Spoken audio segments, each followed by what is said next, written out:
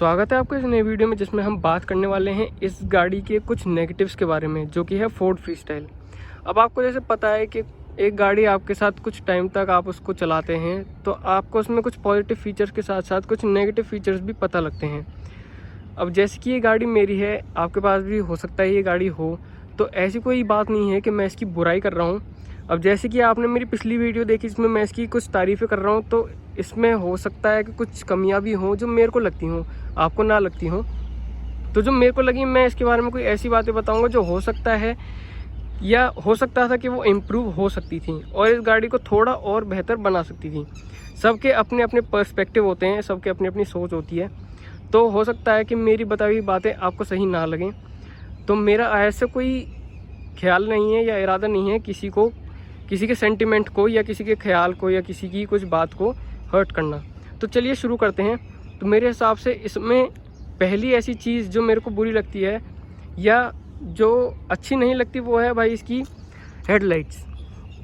Headlights तो इसकी बहुत अच्छी हैं, लेकिन इनकी सबसे बड़ा ड्रॉबैक ये है कि रात में इनका जो थ्रो आता है ना वो बहुत ही बेकार है।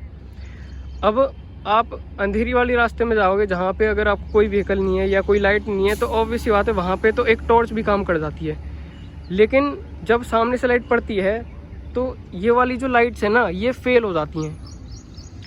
अब आपने इसमें देखा होगा कि इसमें हेलोजन आती है, तो उसकी वजह से इसमें हमने एलईडी लगवा रखी क्योंकि इसकी लाइट बहुत ही ज़्यादा कम थी। अब एलईडी से उतना फ़र्क तो नहीं पड़ता, आपको पता है कि इसमें रिफ्लेक्टर में एलईडी लगाने से उतना फ़र्क नहीं पड़ेगा, लेकिन हाँ मेरे हिसाब से 20 से 30 या 30 से 40% असर तो पड़ा है। पहले जो हेलोजन लगी थी उससे तो ज़्यादा ही ठीक है। अब बात कर लेते हैं इसकी अगली कमी के बारे में, तो वो है ये बटन। अब भाई बात करें तो फोर्ड ने इसमें सारे ही फीचर्स दे रखे हैं, तो इसमें फोर्ड को एक और फीचर या किसी मॉडल में ऐसा कोई फीचर दे देना चाहिए था कि इसमें जो है इनको ऑटो फोल्डिंग मिरर जो होते हैं ना वो इनको ऐड कर देना चाहिए था। अब यार इसमें क्या क्या दिक्कत आती है, जैसे कि आप बार बार इसमें बैठोगे या फिर बार बार इसमें से निकलते हो तो कोई आपका मिरर ख़राब ना कर जाए, इसकी वजह से आपको ये फोल्ड करने पड़ जाते हैं। तो इसमें ऑटो फोल्डिंग तो आते नहीं है। अब जब आप इसमें बैठोगे, जब आप इसमें से निकलोगे तब आपको ये क्लिक करके इसको आपको बंद या खोलना पड़ेगा। तो ये इसका एक ड्रॉबैक मुझे लगता है। अब इसमें फोर्ड वाले एक फीचर ऐड कर देते कि इसमें ऑटो फोल्डिंग भी कर देते तो वो थोड़ा ज़्यादा एक कन्वीनियंस हो जाता। अब अगली बात करते हैं भाई इसकी बूट की। तो आपको पता है कि इसमें करीब 250 लीटर का 257 लीटर का इसमें बूट स्पेस मिलता है, जो कि एक ठीक ठाक है, कुछ ऐसा बूट मिलता है इसमें। अब बात करी जाए तो बूट तो ठीक है, लेकिन इसमें क्या होता है जैसे कई बार हम ज़्यादा सामान रखना चाहें तो इसमें बूट की स्पेस ना थोड़ी कम लगती है। अब हालांकि हम भी कहीं हर दिन नहीं जा रहे हैं, लेकिन जब जाते हैं तो कभी कभी इसकी बूट की स्पेस की कमी थोड़ी महसूस सी होती है। अब बात करते हैं इसकी रियर की।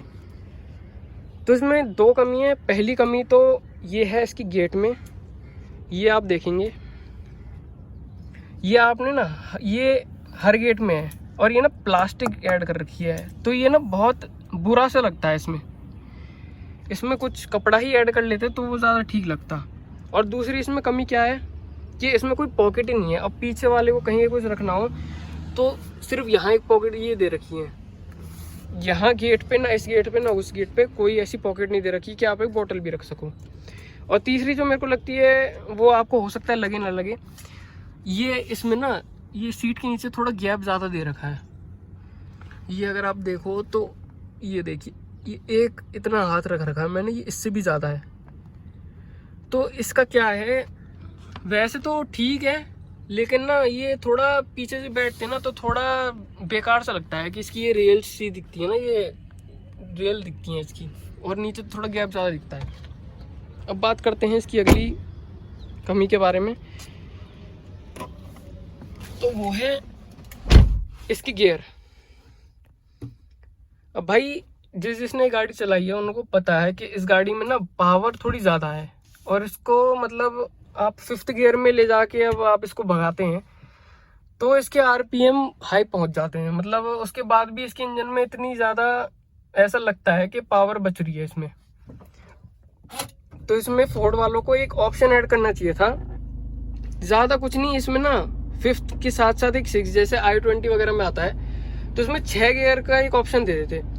तो उससे क्या होता कि पहली बात तो गाड़ी बड़ी आराम से भी चलती है। अब जैसे हायर गियर होता है तो वो माइलेज भी सही निकालती, और एक वो रहता कि एक ऑप्शन रहता कि गाड़ी सही चल रही है।